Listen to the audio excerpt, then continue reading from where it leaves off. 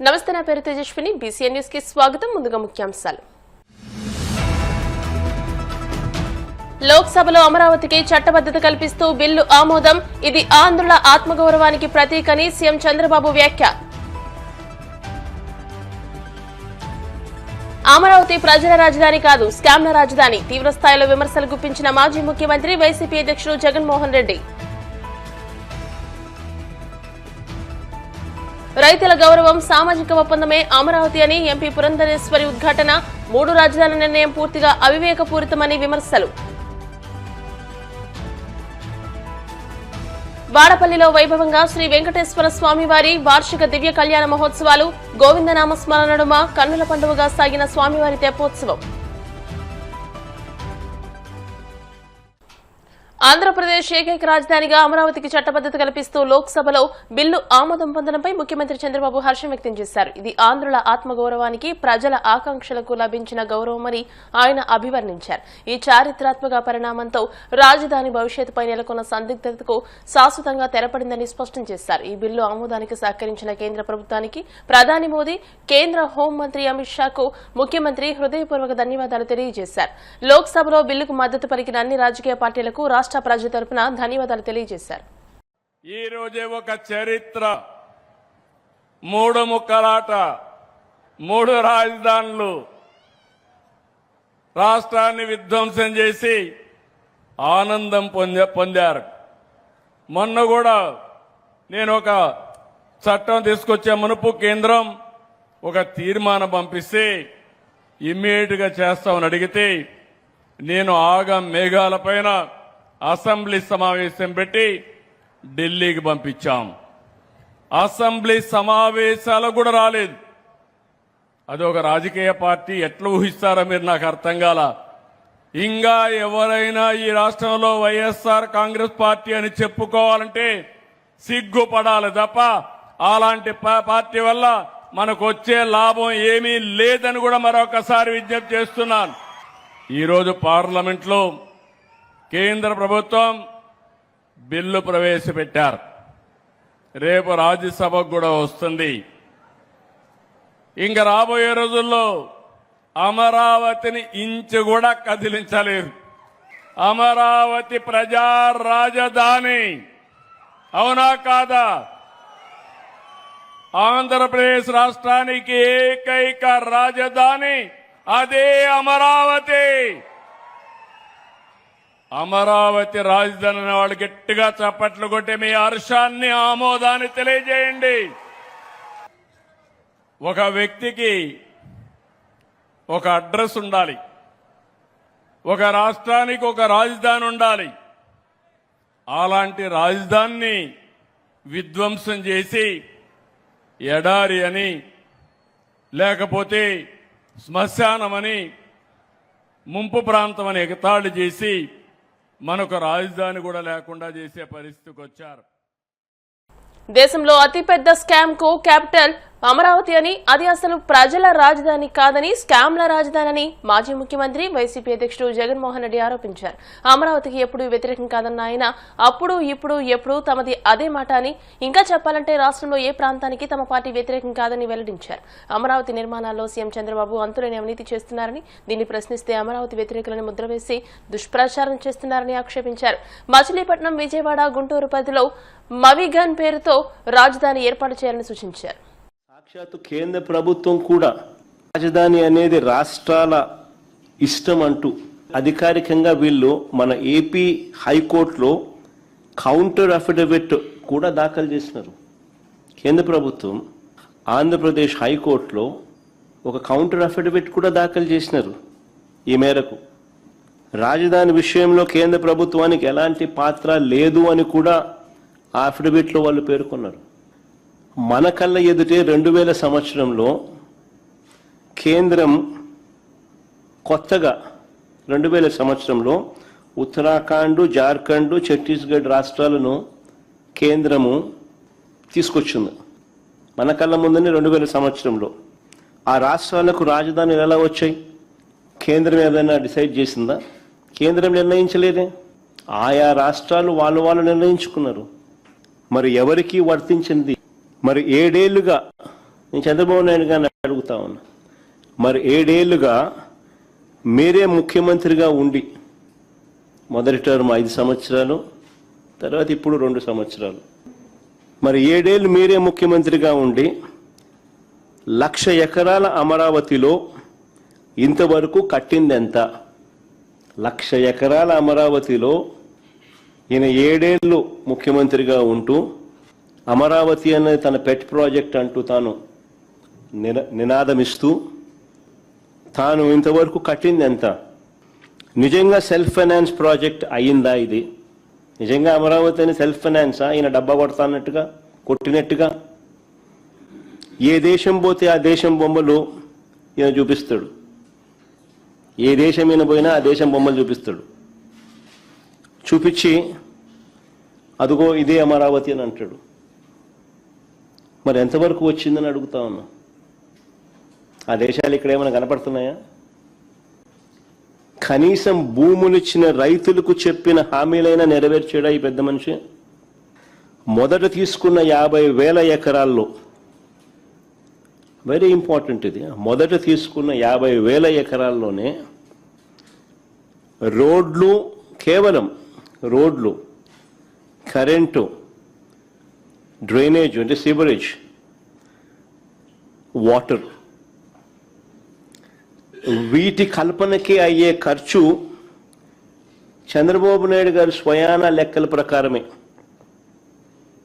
ఈయనే కేంద్ర ప్రభుత్వానికి ఇచ్చిన లెక్కలు, ఈయనే వివిధ బ్యాంకులకు ఇచ్చిన లెక్కల ప్రకారమే ఎకరాకు 2 కోట్లు అవుతుంది అని చెప్పాడు.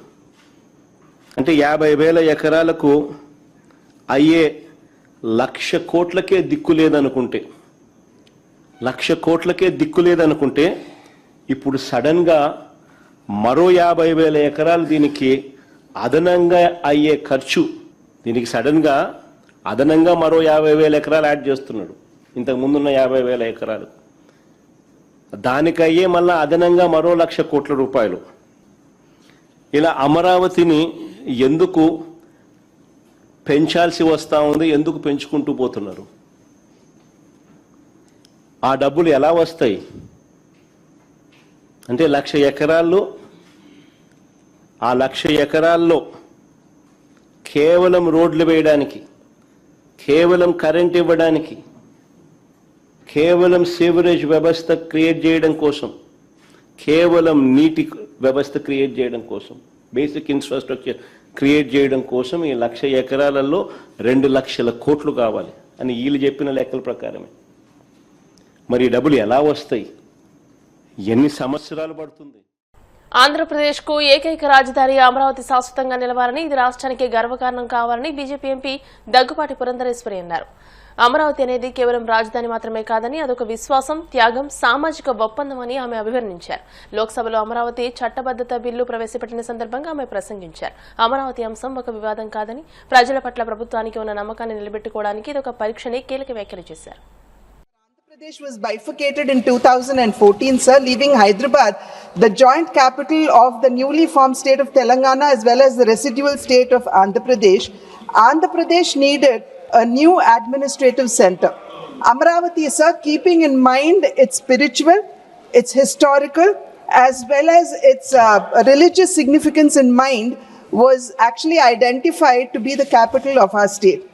Sir, Telangana began its journey with Hyderabad as the capital, sir, which was ready, functional and globally recognized, but Andhra Pradesh did not have a capital, neither did it have a secretariat, an assembly or administrative ecosystem.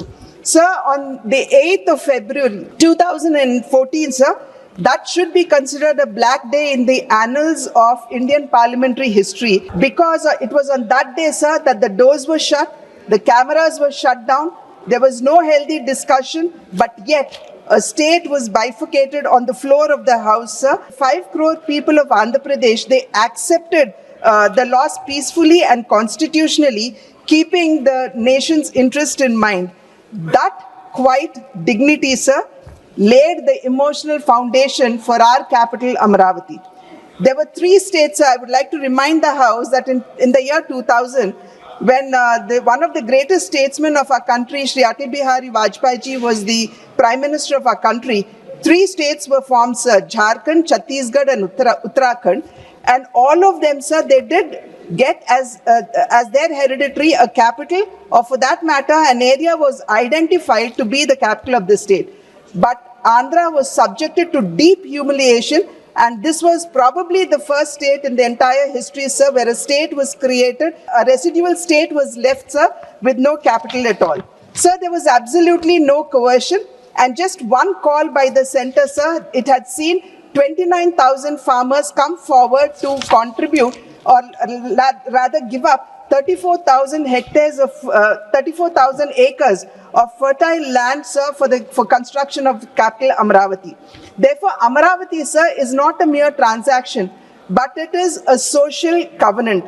And today, probably that is why Amaravati will be remembered in history, sir, as India's first people capital, built not by coercion, but built by Konaseema Tirumala Vadapalli Sridevi Bhudevi సమేత శ్రీ వెంకటేశ్వర స్వామివారి వార్షిక దివ్య కళ్యాణ మహోత్సవాలు అంగరంగ వైభవంగా జరుగుతున్నాయి. 5వ రోజు స్వామివారికి మేలుకొలుపు, నిత్యార్చన, నిత్యహోమం, నీరాజన మంత్రపుష్పం తదితర కార్యక్రమాలు నిర్వహించారు. స్వామికి పల్లకిలో గ్రామోత్సవం నిర్వహించి గౌతమి గోదావరి నదికి తీసుకుని వెళ్లారు. విద్యుత్ దీపాలు, పుష్పాలంకరణతో అలంకరించిన హంసవాహనంలో స్వామివారు కొలువు తీరారు. గౌతమి గోదావరి నదిలో హంసవాహనంలో శ్రీవారు విహరించారు. వేద మంత్రాలు, భక్తజన గోవిందనామ స్మరణ నడుమ స్వామివారి తెప్పోత్సవం కన్నుల పండుగగా నిర్వహించారు.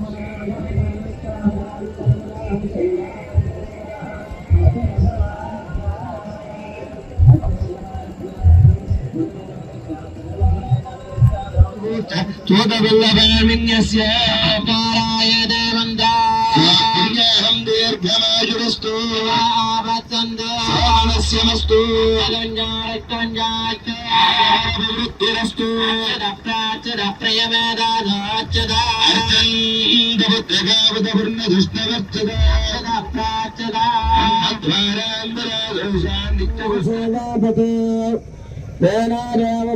ब्रह्माना जीवाता वैजीवानाया देवारुत्पारबलायवर्तासे सुप्रजा स्वायाता सा अथा देव शरदशतम् ॐ स्वस्ति कृष्णगुरुवेद सेवा मम धारया